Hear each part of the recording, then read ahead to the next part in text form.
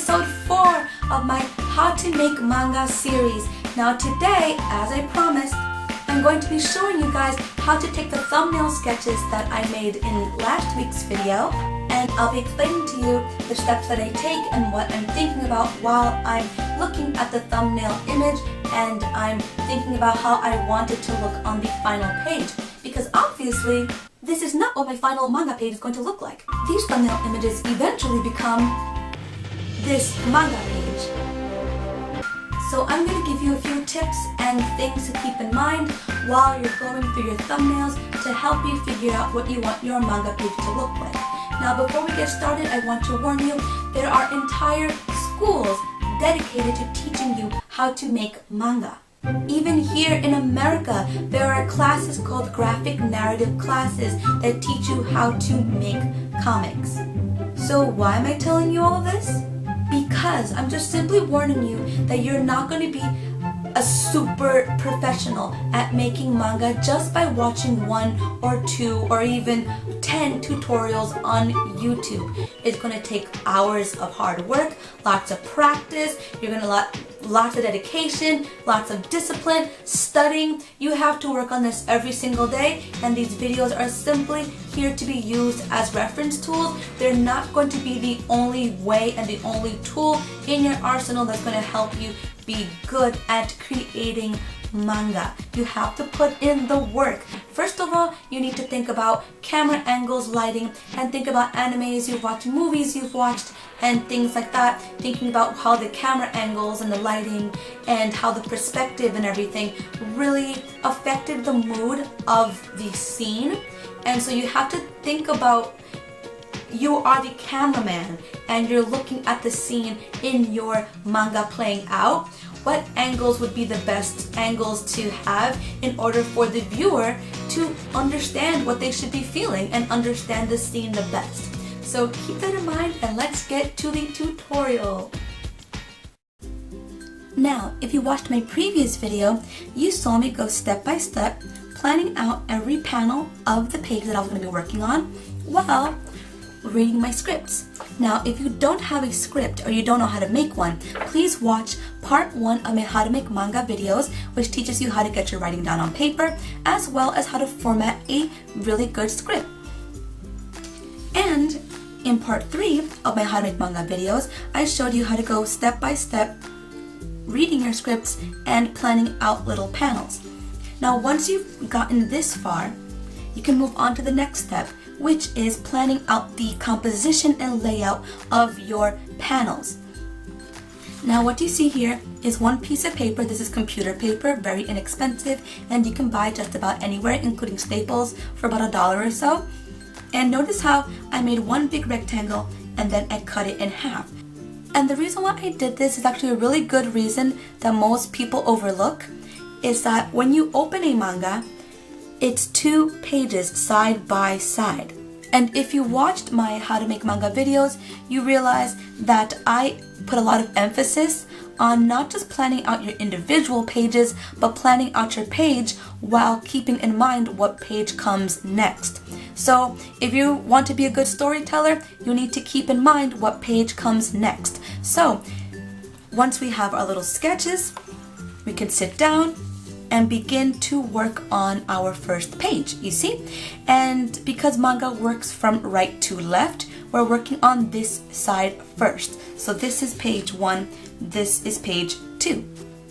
So in the very first panel, my character Sesro, he had just lifted up the blanket and he's introducing his friend.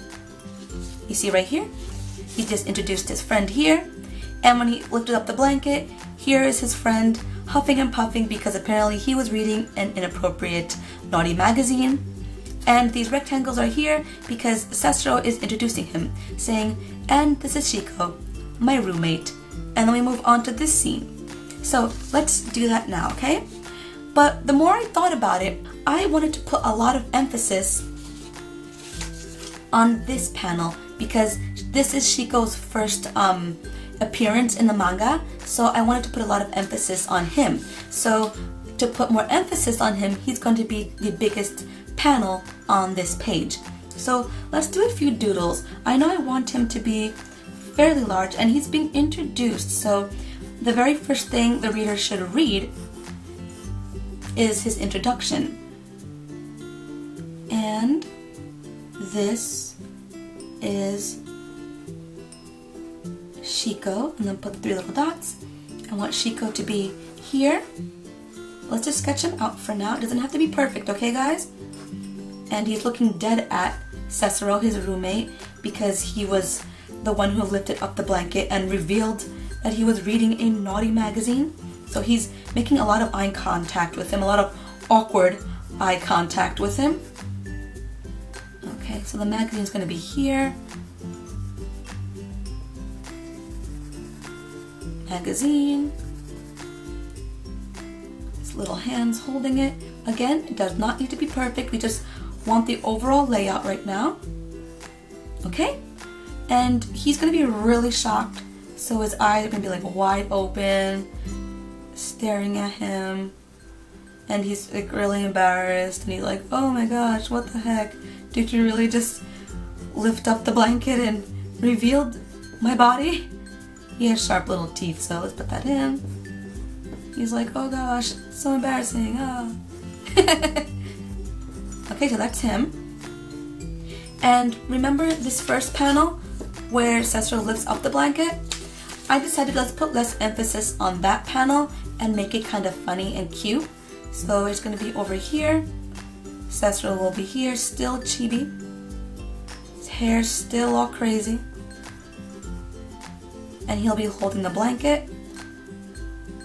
Little circles in the background, like showing that he's just kind of staring for a few moments. And then the second rectangle, which is, and this is Shiko, my roommate.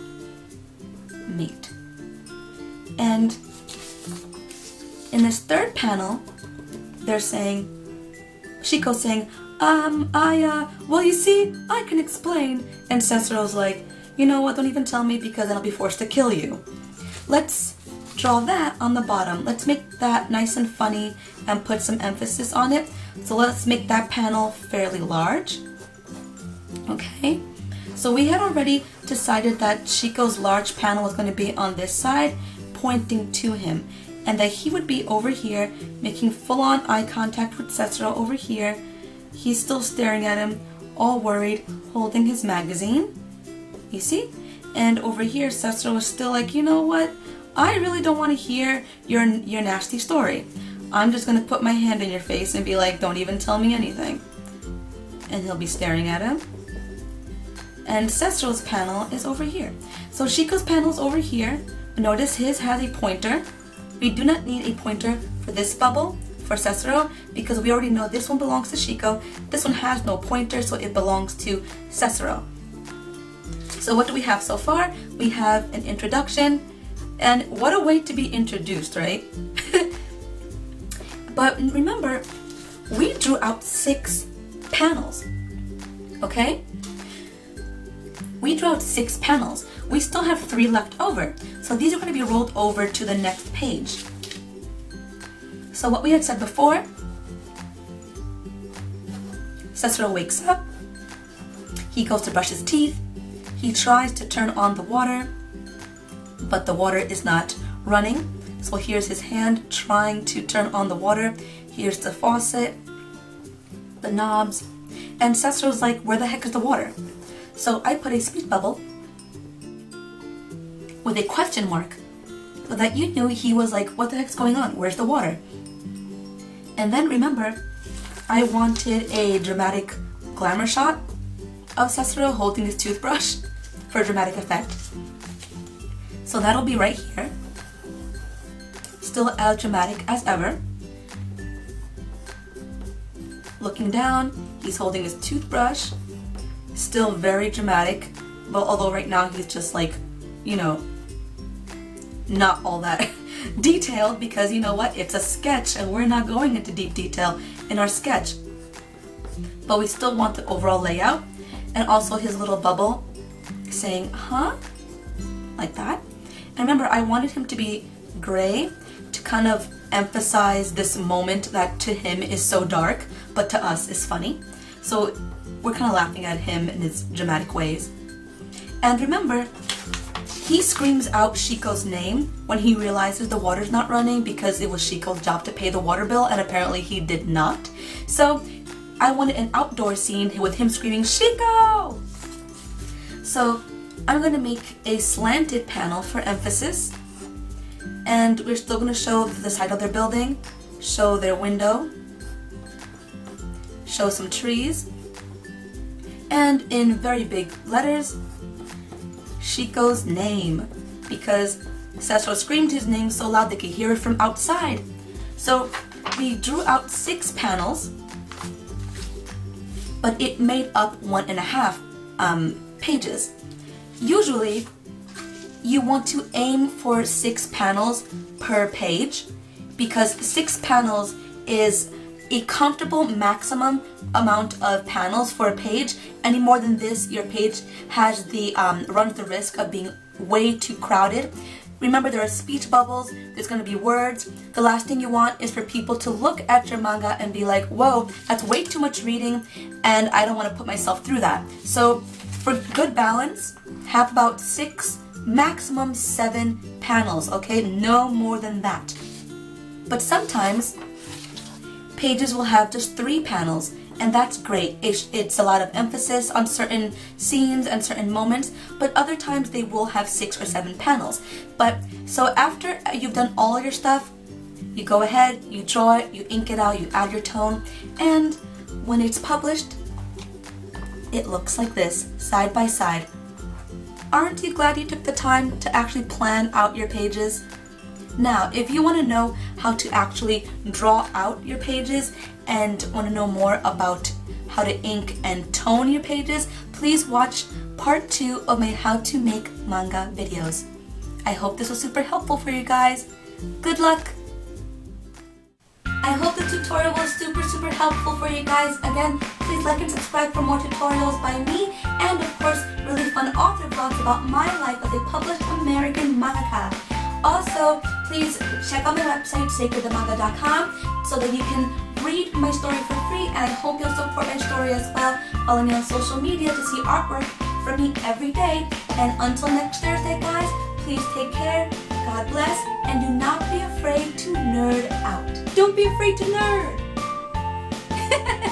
Oh my gosh. Bye, guys.